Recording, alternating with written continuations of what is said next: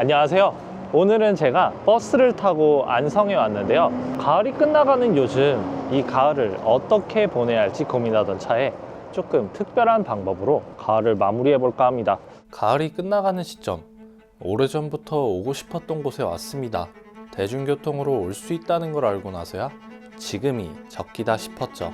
안성 종합버스 터미널에서 나와가지고 이렇게 버스 회차점에 보시면은 60번 버스와 60-3번 버스가 있어요. 이 두 버스가 미리내 종점까지 운행하는 버스이거든요.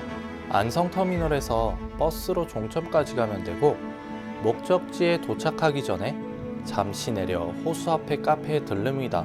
호수를 바라보는 카페 정감.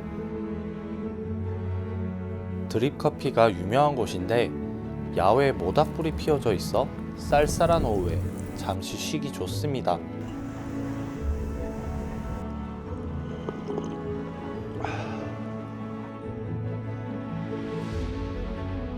풍경도 참 고즈넉하고 좋은데요. 풍경과 함께 잠시 여유를 가집니다. 이곳이 미리네 성지로 가는 길목이라 여정의 첫 장면처럼 들렀습니다.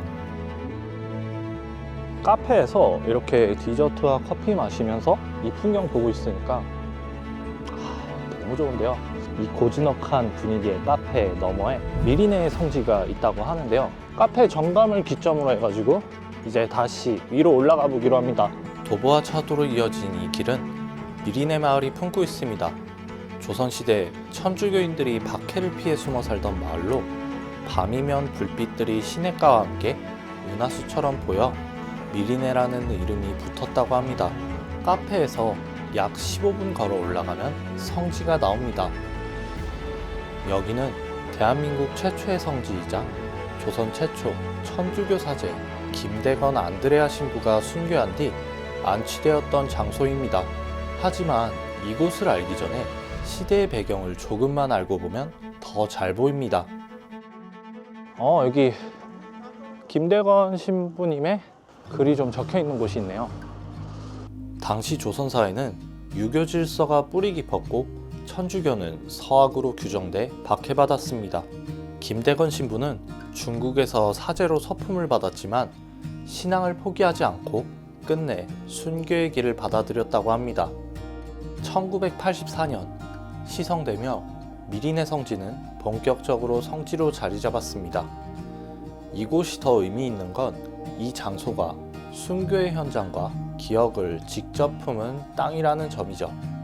사실 여기를 제가 가을에 오려고 했었던 이유가 이곳을 걸으면서 마무리하고 싶어가지고 이곳으로 오게 되었는데 상당히 조용하고 뭔가 경건한 그런 분위기가 느껴지는 것 같습니다.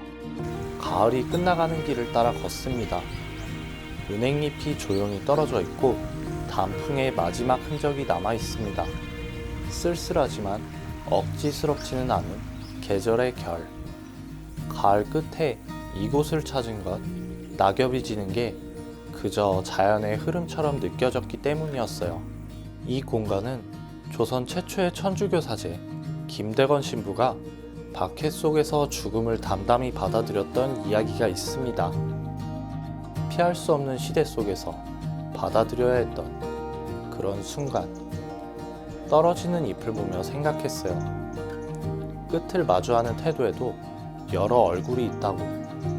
그래서 저는 지금 이 계절에 이 길을 걷고 있습니다.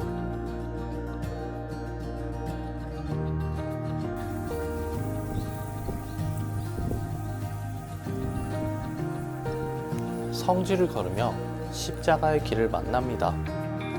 저는 종교가 없고 이 상징의 깊은 의미를 모두 이해한다고 말할 수는 없지만 예수처럼 누군가의 믿음을 위해 걸어야 했던 길이라는 점에서 김대건 신부가 시대 속에서 죽음을 받아들였던 순간을 떠올리게 했습니다.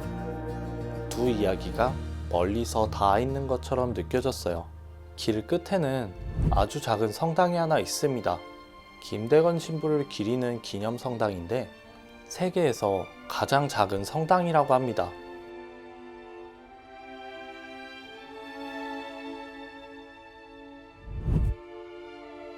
앞에는 4개의 묘가 있고 성당 안에는 김대건 신부의 턱뼈가 안장된 제단이 있는데요. 저는 잠시 김대건 안드레아 신부님의 평안을 빌어봅니다. 성당 옆으로 내려가는 길에 김대건 신부의 시신을 얻고 왔던 길을 따라 조성된 청년 김대건의 길이 있습니다.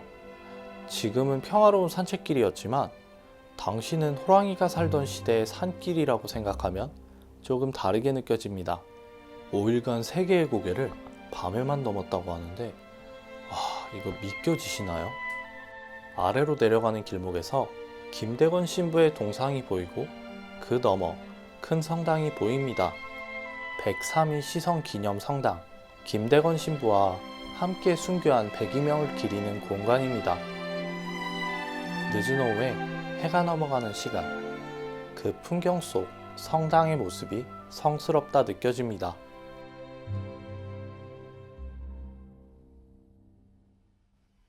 성당 안으로 한번 들어섭니다.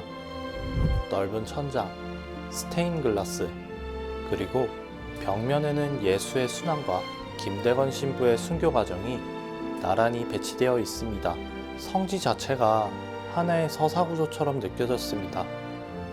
과거의 한 사건이 아니라 기억해야 할 이름들이라고요. 미리네 성지에서 나가서 돌아가는 길입니다. 겨울을 맞이하는 이 계절의 모습이 순교하셨던 모습과 어쩌면 닮아있지 않을까. 당시 시대가 천주교를 받아들일 수 없는 그런 시대였잖아요. 오히려 그런 초연한 모습들이 이 낙엽들이랑 좀 닮아있다고 생각해요. 결국에 이제 떨어질 거고 그 과정들을 어떻게 보면 담담하게 받아들였을. 사실 저는 무교거든요. 그럼에도 불구하고 이렇게 성지를 찾아와서 구경하는 것만으로도 뭔가 큰 감명이 있었던 곳인 것 같습니다. 오늘은 미리네 성지를 다녀와서 가을을 마무리하는 여행을 하고 왔는데요. 한 번쯤 다녀와야지 생각하고 있던 차에 참 잘 다녀왔다 싶었습니다.